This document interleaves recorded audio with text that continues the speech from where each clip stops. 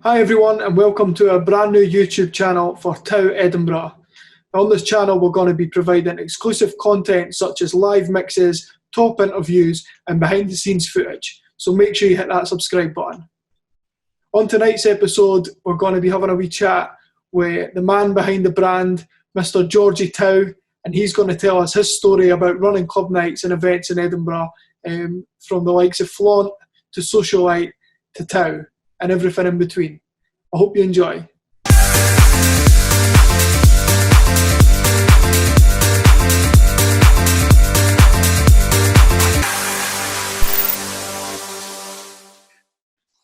How you doing, mate? I'm very well, pal. Lockdown must be having a bad effect on me that I've agreed to do this, but anyway, how are you? I'm alright, aye. Are you missing normality? Are you missing your Saturday nights? Absolutely. I think that obviously it was the right thing for the club to close, like everywhere else.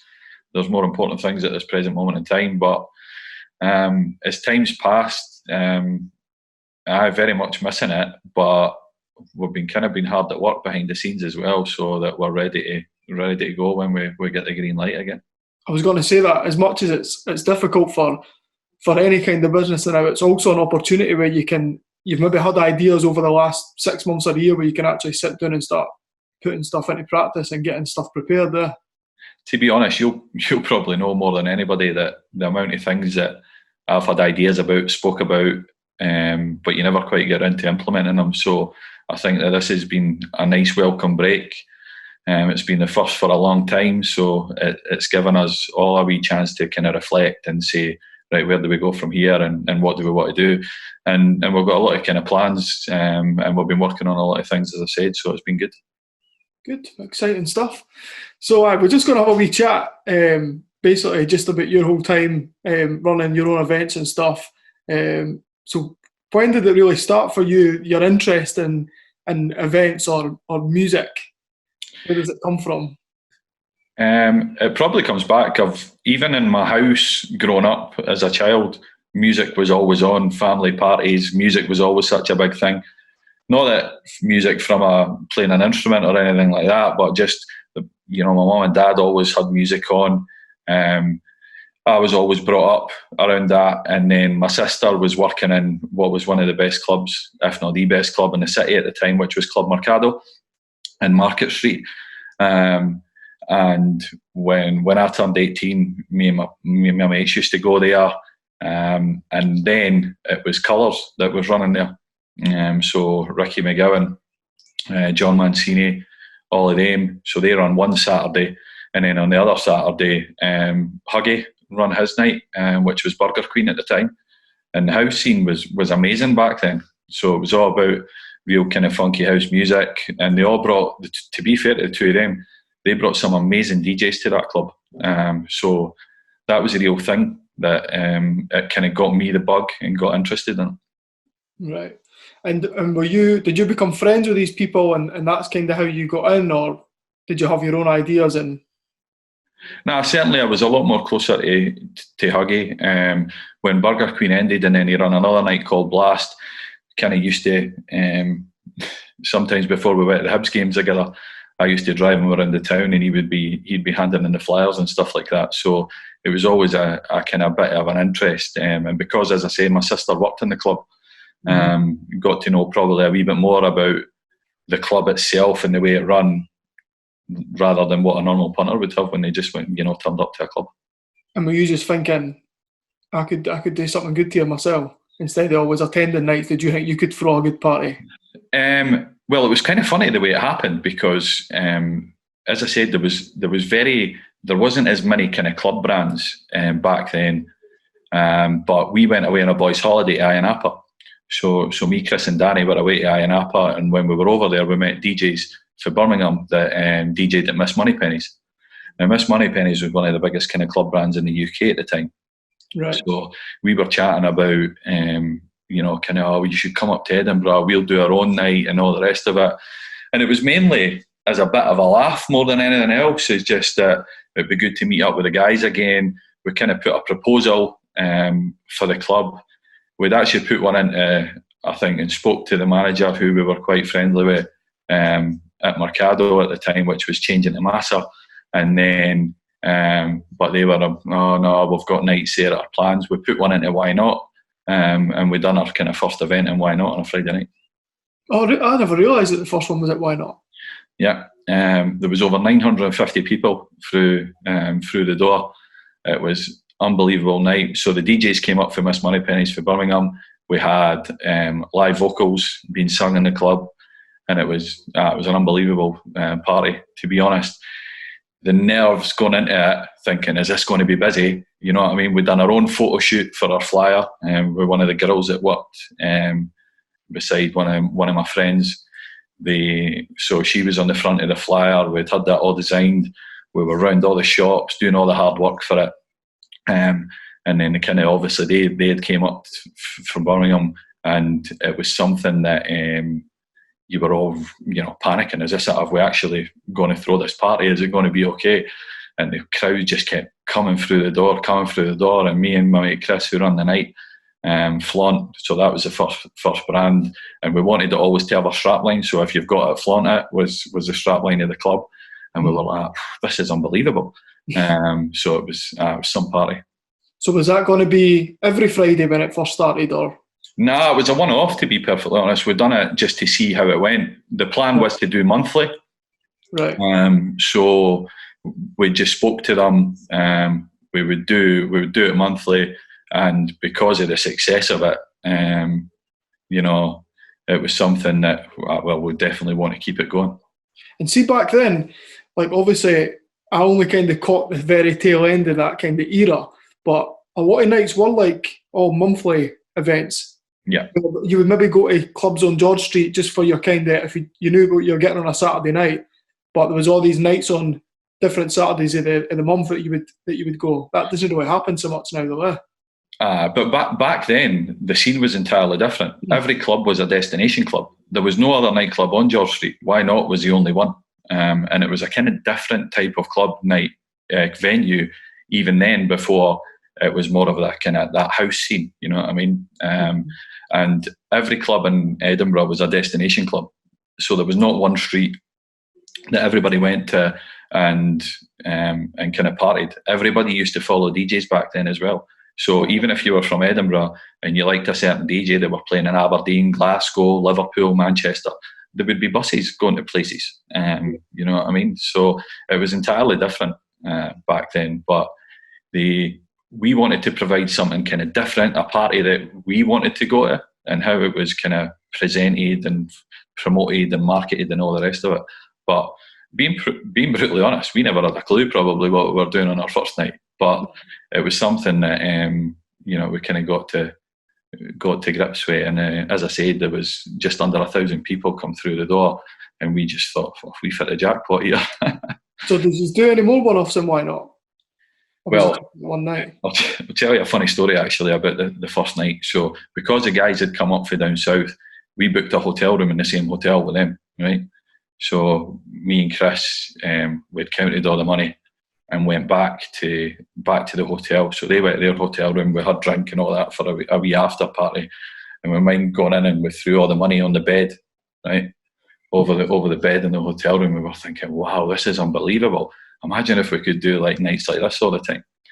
So I ended up leaving my car outside George Street. My badge slid off the dash, and when we had a party, obviously in the hotel room, when I went to go and get it on the Saturday afternoon, there was no car there. It had been lifted. I'm like, oh my God. So phoned up, and it was in £1 because it was parked in a bay and it wasn't paid for, so they lifted it. I'm thinking, God's sake, made this money, now I'm going to have to shell out and get my car back.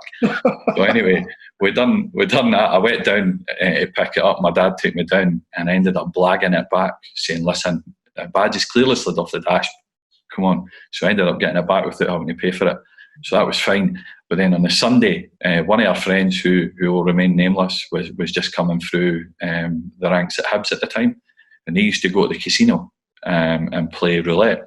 Me and Kris decided to go down to the casino in Leith, and we were playing roulette, right? And we never had a clue what we were doing and how to play it, and we were putting £50 a time on the table, right? And the next thing, it ends up that we'd lost nearly all our money, right? Within 10 minutes.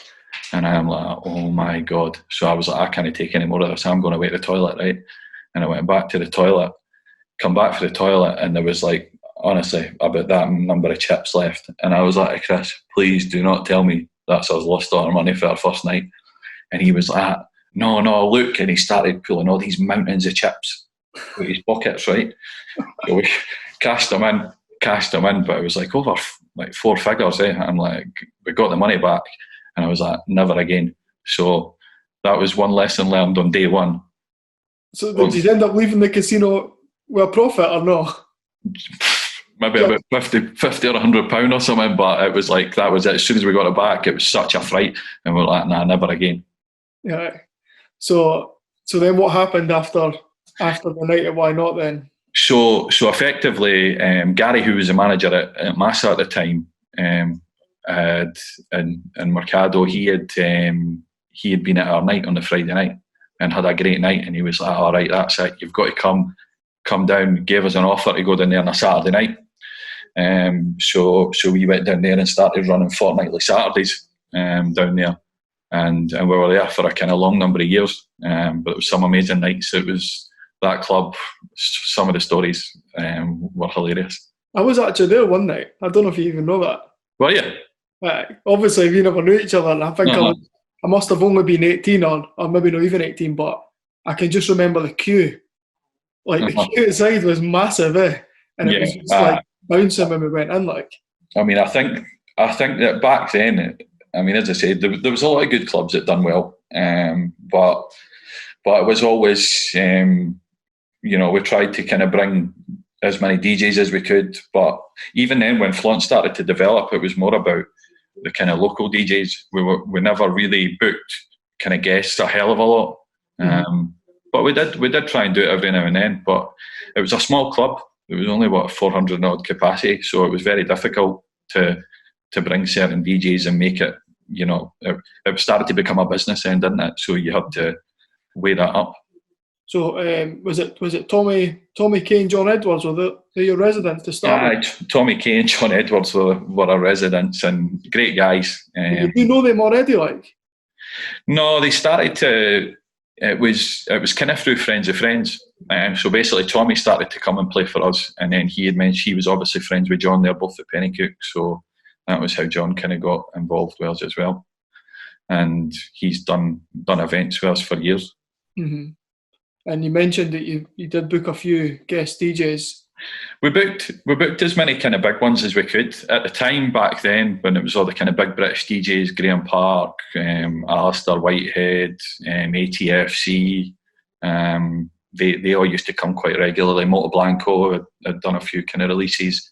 Mm-hmm. So we'd had them, Jason Herd, that Herd and Fitz, I just can't get enough. So him and Abigail done the live vocals, and probably the biggest booking. Well, we had Howard Donald as well, if we take that. Howard was a great DJ. Really? So when take that, it kind of stopped the first time he went back to DJing, but he'd always DJed. And we got him, and it was like, he was very good.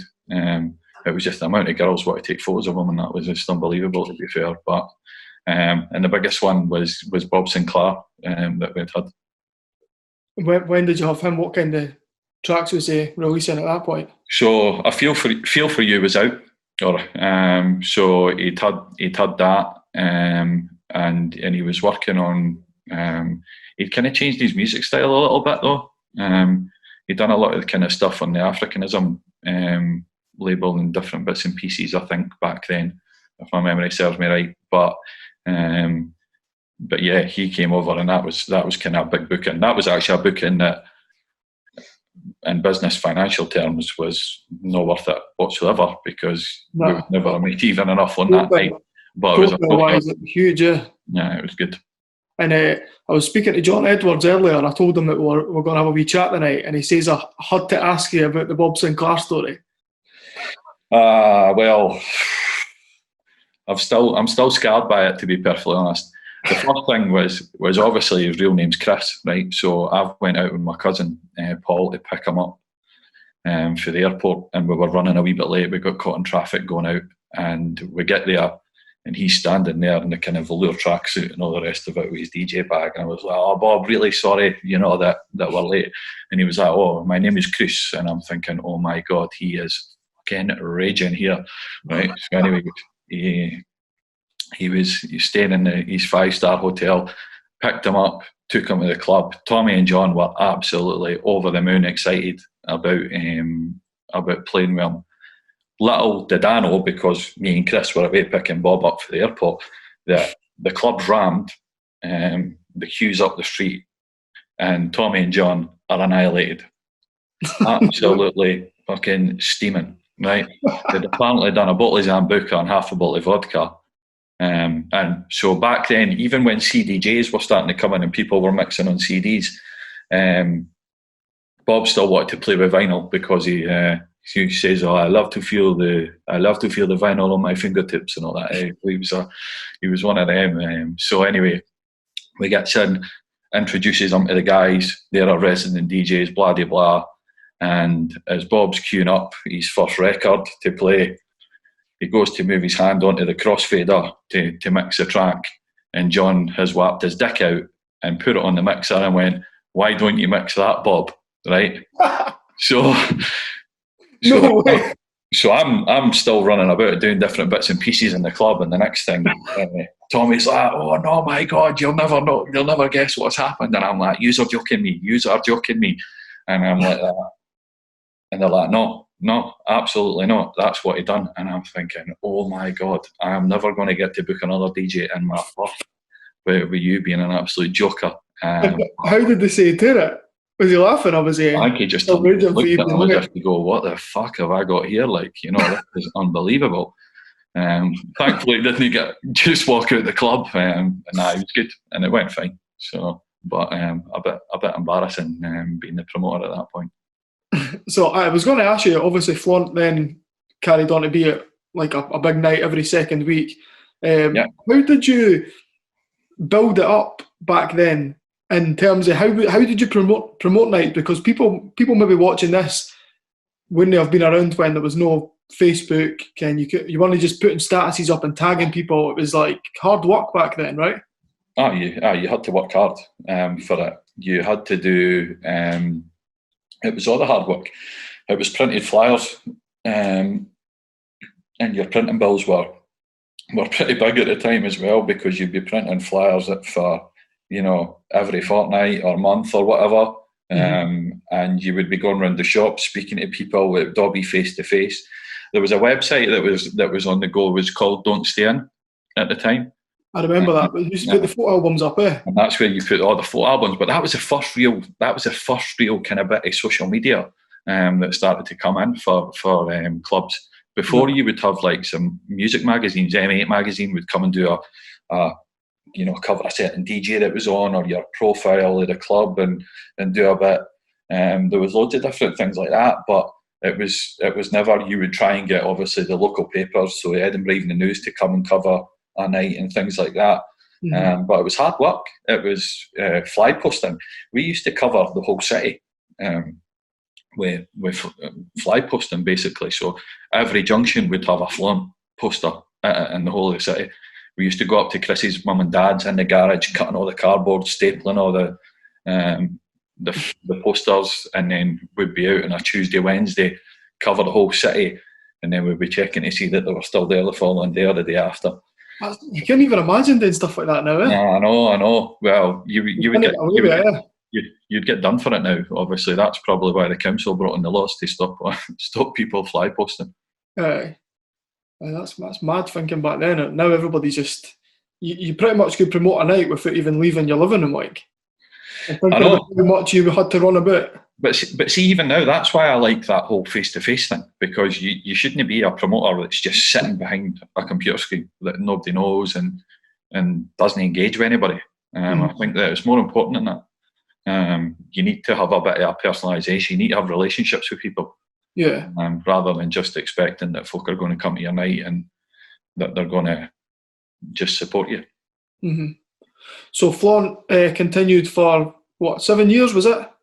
I think it was about that. We used to do kind of bank holiday Sundays and that back then under our sort of sister brand, which was called Strictly Frisky. So we'd done that at the time. Was that the same venue, like? No, that used to run at City. We used Right. to do kind of bigger events at City and stuff like that as well. So I also know that it was one of my nights, but I always mind going and watching Roger Sanchez play at City. And unbelievable. That guy's an absolute magician behind the decks and probably the best I've ever seen. Really? He's mesmerising to watch. So it is. Right, so how did it come to an end with Flaunt? So basically Massa said that they were going to shut and do a refit. And we kind of hung on. And then they announced that it was going to be Electric Circus and turn into a kind of karaoke bar with karaoke rooms, or sort of half club, but have karaoke rooms at the back of it. And it was never going to work for what we needed to do. So we ended up going up and doing a few nights at Berlin for a wee while, which was up the West End. But the scene was changing at that point, though, and the scene has always been changing. It was always house music, but then, you'll know, obviously, for DJing that there was a wee bit of deep house vibe that went for a wee while. Back then, there was an electro house thing that went on, and there was certain clubs that changed. We were always house, funky house, that glamorous type of club. And back then, when you went to Flaunt, it evolved. But when we first started, everybody would be in shirt, trousers, or nice jeans and shoes. You wouldn't be able to dream about going into a club. Look, I said that to you the other day. The first night I ever went to Shanghai, I had shirt and tie, waistcoat, shoes a lot.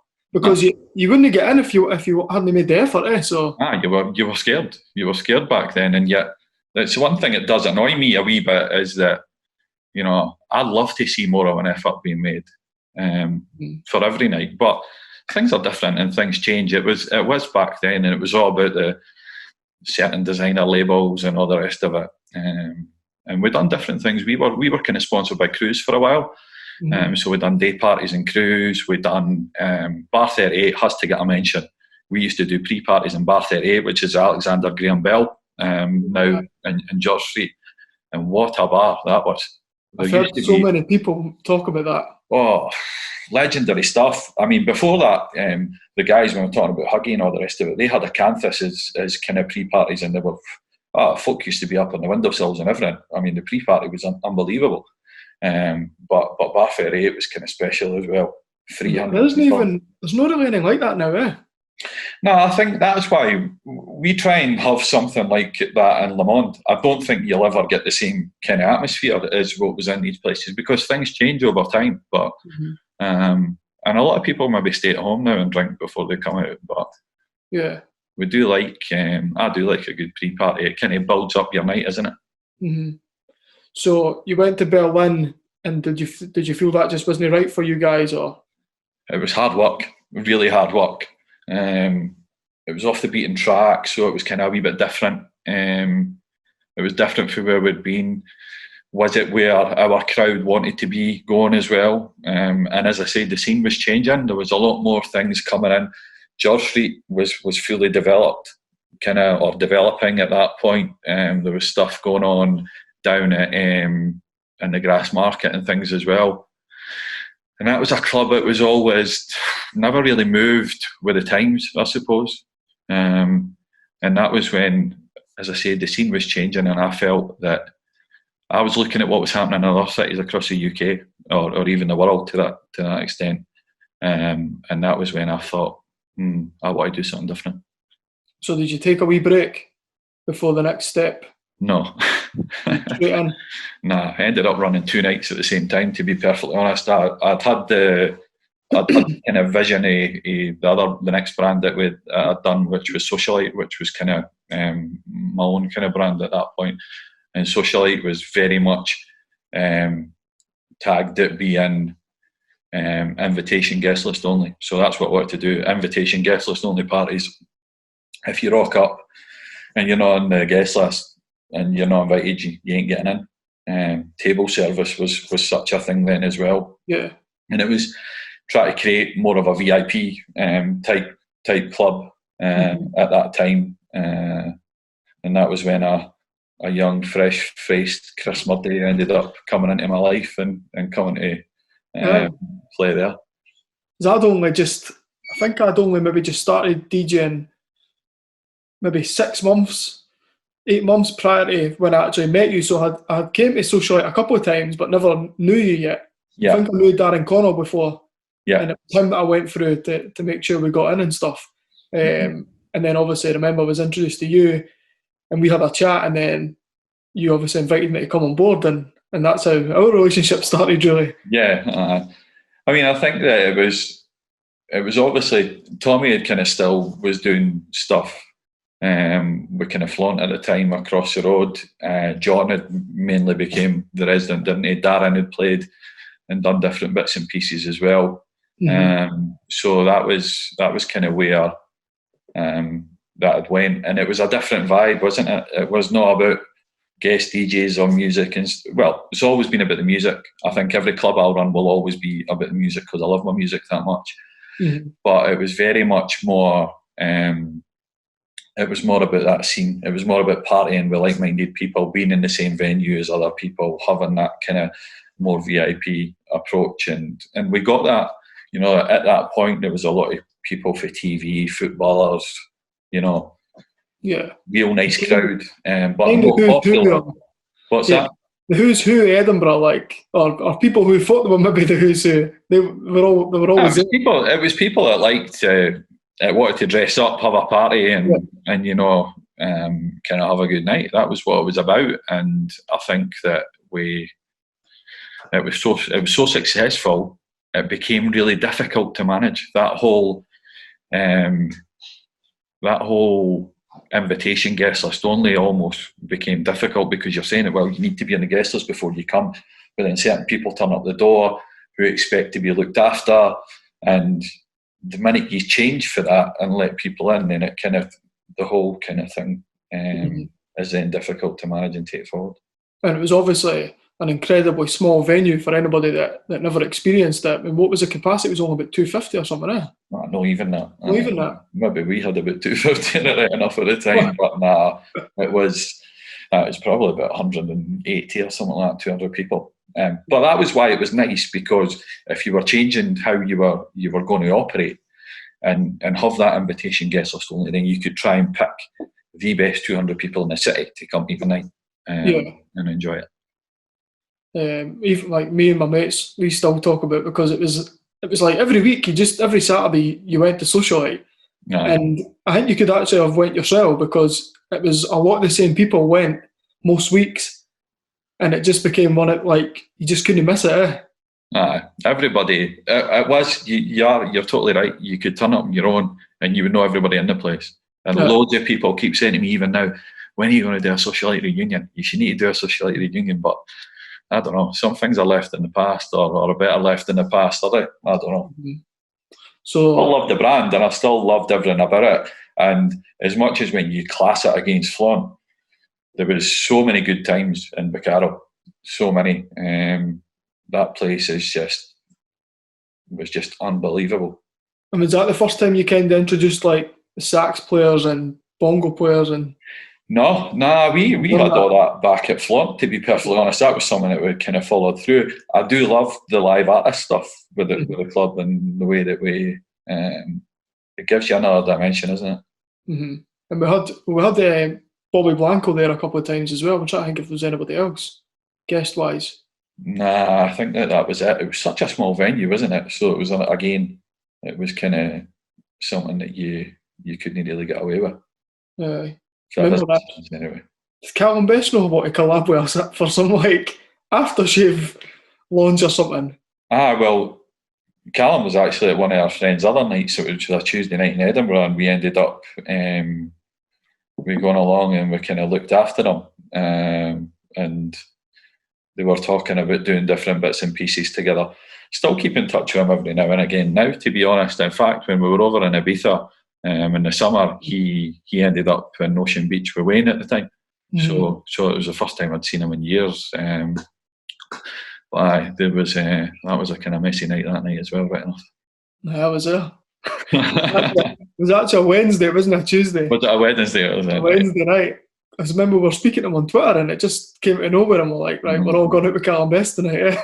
Oh, madness. So Bacaro eventually shuts its doors as similar to Massa. They were going to do a refurb, or they were going to change it into something else. Gully obviously brought over from Kenny at the time, so I think that when they looked at it, they had a different vision. There was always talk of it being a restaurant and different things that they were going to do, and then it kind of stopped, and it was Paul McBride, who was obviously working for Billy at the time, had said, listen, we're going to take us in a different direction. And that never really materialised, but then Paul had asked us to go along and do the Fridays at Shanghai. Yeah. And Paul's, you know, Paul obviously, hilarious, you know. I think he'd be the first to admit he absolutely hates club promoters.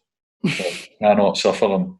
But we got on great. Me and Paul got on great. We had a good relationship, and he'd say it how he thought it was, and I'd do the same. And I think that's where there was a bit of respect between the two of us. So he asked us to go along and do the Fridays at Shanghai, and they went really well. But Fridays, they're tough in the city as well. But before we jump to the Fridays, we can't pass by Socialite without talking about the boat parties. Right enough. That, didn't you?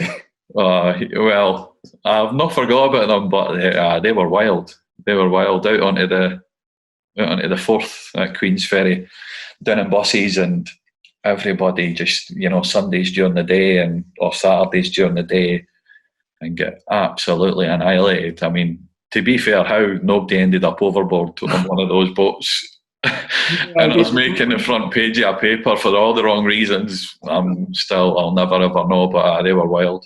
Unbelievable. Like, I didn't think I've not really been involved in anything else like that. Like, literally, everybody, it was capacity, would sell all the tickets and the boat would be rocking like the whole time it was out. It's some atmosphere. Sailing under the bridges and all the rest of it, and the sun going down. I know that it's not like a sunset boat party like it is in the likes of Ibiza or anything like that, but there's not many more iconic places in the world you could be on a boat, you know, going under those bridges and that. They were brilliant, great atmosphere, and again, like-minded people who just loved going and having a party. Mm-hmm. So then, obviously, in between Bacaro and Shanghai, we had a little spell back at Berlin again. I think it had changed names to the Lane by this point. Is that right? It was a Lane before, and then it went back. Was it the Lane? It had about four names in about 2.5 years, eh? So we went there, and it was again. It was too hard there. Never wasn't really our scene or where our crowd wanted to be as well. You know what I mean? It was that was more an underground club, and as I said, things had kind of moved in the scene. It was a lot more kind of glamorous. Wow. All the crowd that you're kind of built up at Bacaro, like that just it wasn't for them. No, definitely not. So then on to Shanghai, as you said, which was a Friday night, it was obviously difficult to attract that same Saturday crowd as what we had at Bacaro. Mm-hmm. Because the likes of your footballers and different things like that, they would play on a Saturday, and even, you know, a lot of hairdressers and folk that worked in fashion stores around the city and stuff, they would all work Saturdays, so it'd be very hard for them to come out and support you every week on a Friday night. You know what I mean? Yeah. Maybe if they were off, they would do it, but that would be it. It would be the first time. Mm-hmm. But I mean, we still obviously built up a good kind of Friday night vibe for people that did go out, and it was a different crowd, but it was still a good vibe. Again, like everything that I've done over the years, you've always wanted to provide something maybe a wee bit different, or you see as a wee bit different. And I think that the Friday nights were like that at the time. You know, there wasn't really much happening, so we wanted to give a wee bit of a glamorous night. That I think that even then, Friday nights were a lot more student orientated at that point. A lot more student nights were kind of evolving in the city. See, years ago, a student night would never have been classed as a Friday, Saturday night. They just would never have gone near it. You know what I mean? No. But that started to creep in. There's even some nights now that I think on a Saturday night are probably more predominantly, you know, younger students, and fair play. Yeah. But that's certainly something that we tried to do something different. And again, you know, the odd kind of guest DJs, artists, live artists, kind of change it up a bit and put something that was kind of hopefully different if folk wanted to go. Mm-hmm. So when that came to an end, it was time for a break for George. I took a break for a good few months, and then I was kind of okay with it. It was probably the first time in a while, and kind of needed that break. And you go away and you take time and you reflect back and look back on it all. And then I got a phone call, which, you know, for Paul McBride, as I said, me and Paul just used to keep in touch, you know. And he says, I want you to come back. Shanghai's not doing as well as what it should be. And I want you to come back on a Saturday night. And I was like, really? I thought he was winding me up at first, to be honest. I'm like, a Saturday night, Shanghai, George Street, it can't not be, you know, this must be too good to be true. And we went in and they were planning for a refit. That was the plans. And it was good because Darren McLaughlin, who had been there previously and stuff like that as well, was back. He'd went away for a wee while and came back. So it was kind of like the old team kind of getting together again as well, and it was good. So we had opened until they'd done the refit. We'd launched Couture, so we restyled the club inside and put on different nights there, and that was something again that picked up really well. And then the refit eventually was planned and happened. Because even I remember, like, when Bacaro had shut, us saying, like, well, it would be class to get Shanghai on a Saturday, but it was just, obviously it was doing really well back then, and yeah, such a difficult venue to have to get in, being a promoter on a Saturday night. Well, there was no such thing as a promoter on a Saturday night in George Street. They were all run in-house, and that was the way that it was. They would never have dreamed about, you know, having someone coming in and help them at that time. But again, things change. You know, other clubs were getting refits and kind of up in their game, and you need to kind of move with the times. And as I said, that, you know, I've been there ever since now. So was it after the refit that you changed the brand, or had you changed it? Yeah. So obviously Shanghai has always had that kind of Oriental theme, wet styling inside as well. And they wanted to have that kind of Oriental theme. I'm thinking, so the likes of Darren and I were getting together and we're going, pardon my French here, but how the fuck are we going to come up with a good brand which has got an Oriental theme to it, which is unique and all the rest of it, and wanting to still be that kind of fashion type night and glamorous and all the rest of it. And we were Googling Chinese names, words, all sorts, and that was when Tao basically came, because it was like the path showing you the way.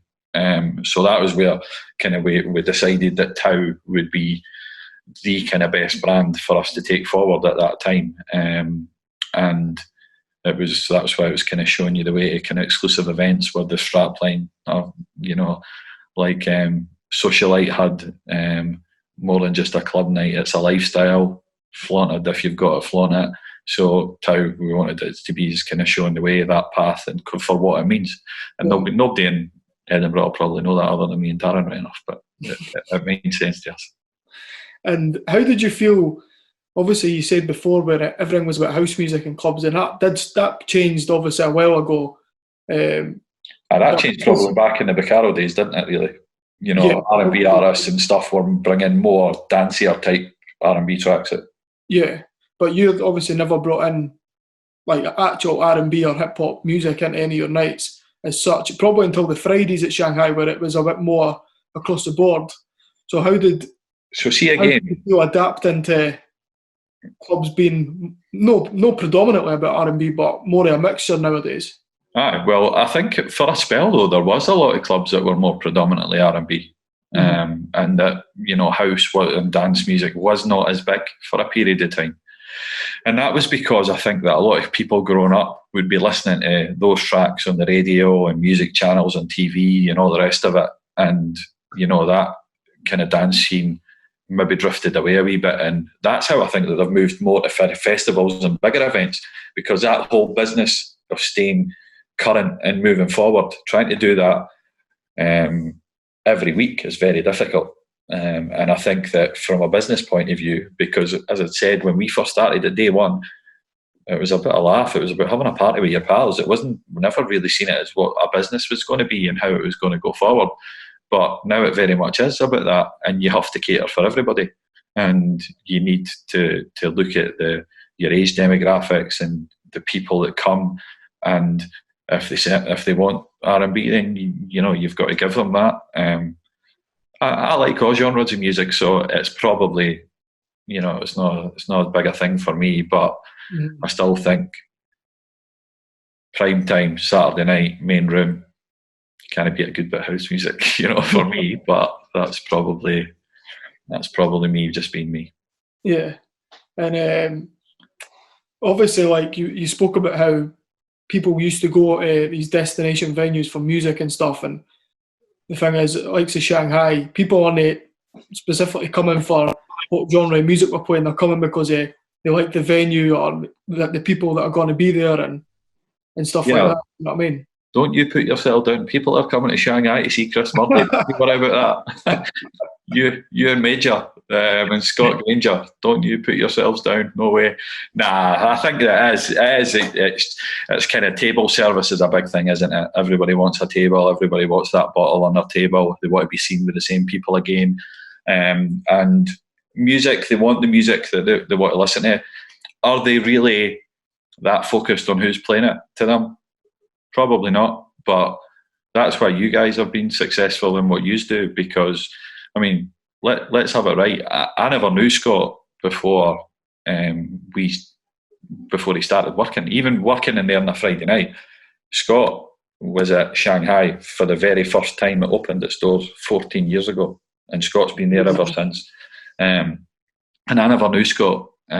So when we took over the Saturdays, the one thing that I was told was like, right, we'll have a blank canvas on this, but Scott's one of the best DJs in this city, and I got to know him, and brilliant DJ, unbelievable, and an even better guy, as you know. And he keeps himself with himself, probably why he's not as well known in the city. He's not from Edinburgh as well, which adds to that. But the one thing I would say that is that over the years, what kind of makes it enjoyable is working with people who are like you, people who have the same morals and the same loyalty and kind of ethics and stuff like that as you. And he's absolutely a special guy. He's different class. Brilliant. Honestly, one of the nicest guys you'll ever meet in the world. Absolutely, he would help anyone.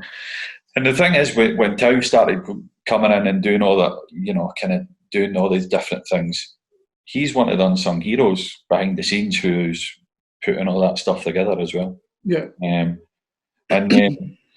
then even you've got the likes of, kind of Ode joined us, and he's just, the energy for Ode is, again, you're not hearing anybody saying a bad word about the guy.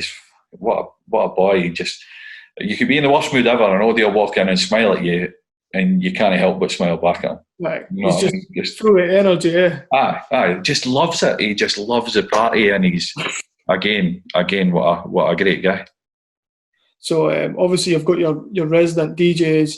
We've got Trav, who comes in and plays the sax, usually once a month. Bongo Dave, who's in maybe every couple of months or something. But we've now added a couple of bi-monthly residents in Loeka, who's recently been signed to Defected, and Martin Too Smooth from London. Mm-hmm. How are you feeling about them being part of the team now? I love it. Sorry, Hislop as well for Glasgow. I nearly forgot about the big man. He'll be having a word with you as soon as he watches this. I'm going to get it tight now for no mentioning him. Well, to be fair though, like Loeka and Martin came on before, obviously. Hislop's joined us as well. So again, see when you meet someone that, you know, we've had loads of guest DJs and stuff come over us, but see when you click with someone, it's just, you want to keep working with these people. Apart from them having, you know, an unbelievable quality, I think that Loeka is, again, the way that she's been brought up. Her dad was a promoter and all the rest of it in Ireland, and run the biggest events in Ireland. And what, you know, we've become really good friends with her and her family. You know, lovely people. And I'll tell you what, she is a very, very top quality DJ. She's done so well for herself. Absolutely delighted. You know, for DJing in Ocean Beach, playing on the Sunset Strip, and Simon Dunmore, you know, owner of Defected. Again, when I had decks when I was like 17 and 18, Defected had just kind of became a label and stuff like that, and I was buying their records and got the absolute utmost respect for what he's achieved, because he's different class. So for her to be picked up by him, because he listened to her playing and you know, got her involved, there'll not be many more bigger accolades out there, you know what I mean, for someone like that picking you up. It was absolutely over the moon for her. And she's been doing stuff with Cafe Mambo, Ocean Beach, now O Beach, obviously. Yeah, she's a great girl and an even better DJ. It's always a celebration when we've got her on, because like our sisters will come over, or our friends will come over. They love a party as well. You know, the Irish are kind of like that. You know, the same as us Scots. So it's always you always know you're going to be feeling tender till about Tuesday when they come and party with you. But she's great. And then you mentioned Martin. Obviously Martin, you know, what a career he's had, and again, married a kind of mutual friend. And when I said to you about go and speak to him about coming up, I thought we've no chance of getting him up here. I don't think he'll come up. And I was like, you're probably too busy in London or playing to some celebrities, or big massive brand or whatever he does. He's just so busy, and he's got a great energy. And again, he's one of the nicest guys you'll ever meet. He's brilliant. And he's obviously more R&B orientated, you know, with his Loeka's House, and it gives us a great blend, you know, across the brand as a whole. And again, a fabulous guy. Yeah. So what's the plans ahead when we eventually get back, when the doors open? It's going to have to bring back that invitation only. Guest list only. Everybody will be trying to get in. This is no word of a lie. I think we have about 2 tables free for the opening night already. So that's probably about 18 tables in the club, and we've probably got about 2 free, right? Because there is so many people saying, I don't care what day it is, keep me a table. So it's going to be wild. But I mean, I think that, you know, we spoke right at the start of this. We have not sat, Darren and I, and then Darren Scott, the manager of the kind of Le Monde and Chang overall, the whole building. We've not kind of sat back and went, right, okay, we're closed, that's us for a while. What we've kind of done is went straight to work on saying, right, all these things that we've been wanting to do, now it's time to implement them. Now it's time to go, right, we're going to come back bigger and better. We obviously launched a new website yesterday, and that's just the first. And the platform, obviously this discussion will go and chat that we've had will go out on the kind of new Tau TV channel, so that'll be on YouTube, and also clips getting put out on Instagram TV as well. For that, we will launch officially soon the In the Mix with Tau, so that'll be our own podcast show, which will have kind of guest DJs coming into it, different different shows, running kind of every fortnight or so, and see how that takes off. But there's a lot more. So when we open up again, we'll have our new VIP club, which is going to be our new membership card, which we'll have an official launch for as well. So we've got that, and we're doing a bit of work on nice styling with some merchandise stuff. So not big tow embezzled all over the place. It's going to be really quite neat styling, and we're doing a lot of work. Before we close down, we launched the Style Society which will be once a month. So that's working with businesses, local businesses.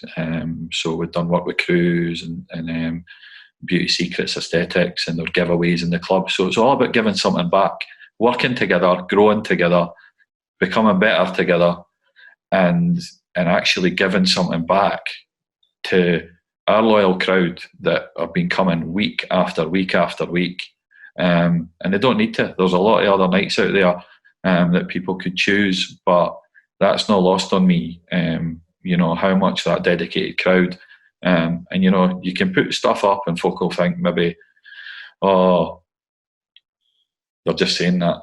But no, we appreciate every single person that walks through that door, and everybody should be treated the same and made to feel special. So it's about, the Style Society was always about giving something back and kind of things that are maybe important to other people. So, whether it's a hotel room in Le Mans one night, dinner in Le Mans, dinner in other restaurants, kind of treatments with Beauty Secrets, clothing giveaways, loads of stuff. So I think that there's a lot that we're wanting to do and we will implement, but that'll be when the time is right. Obviously, we're getting to kind of the peaky coronavirus, aren't we? And hopefully we're going to be coming out the other end soon.